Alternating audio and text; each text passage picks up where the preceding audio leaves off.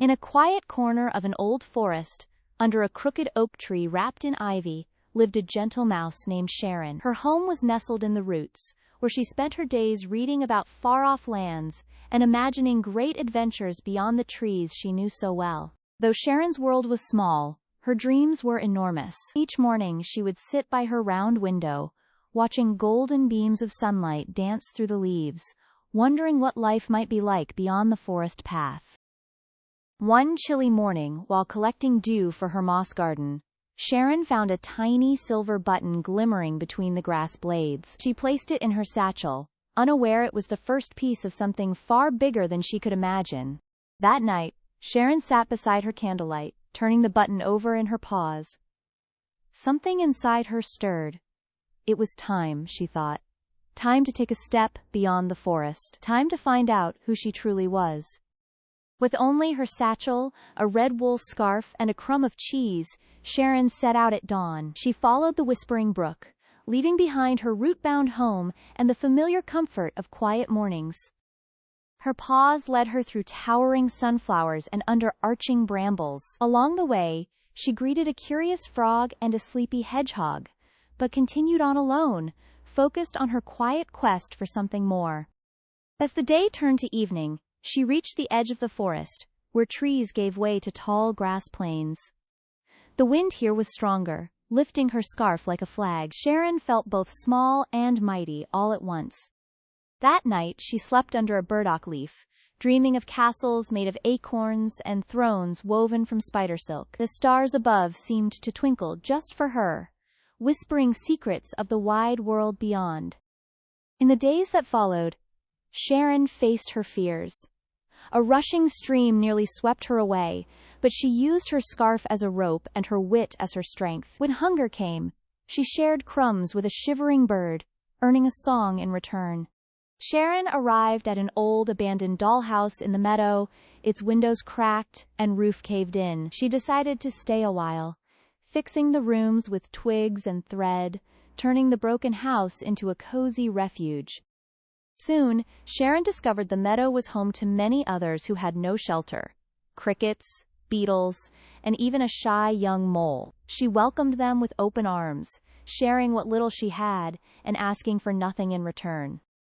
Word of her kindness spread like the breeze. One morning, she awoke to find her satchel filled with gifts: a shiny marble, a scrap of lace, a golden thimble. The creatures of the meadow were grateful for her heart. Sharon didn't seek praise, but she couldn't deny the joy she felt in being needed. She was no longer the quiet mouse beneath the oak. She was a helper, a builder, and a friend to many.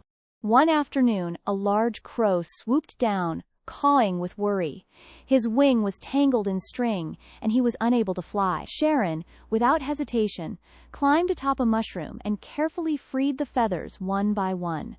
The crow, grateful beyond words, offered to carry Sharon anywhere she wished. She looked around her meadow, full of life and laughter, and realized she had already found the place she had been searching for. Still, she accepted the offer, but not for herself.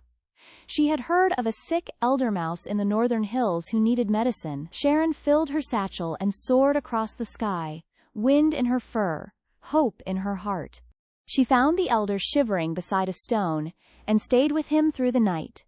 She brewed tea from herbs, told stories of the meadow, and shared the warmth of her scarf. By morning, the elder smiled for the first time in days. When she returned to the meadow, the animals cheered. Sharon the Brave, they called her, though she still felt like the same little mouse beneath the oak. But now, she stood taller, spoke clearer, and believed in herself more deeply than ever. She resumed life in the dollhouse, which now gleamed with love and laughter. Children of beetles learned to read by her lantern light. The mole learned to dance. The bird sang every morning from the roof. One day, a traveling mouse merchant stopped by and offered Sharon a bag of coins for her handmade chairs.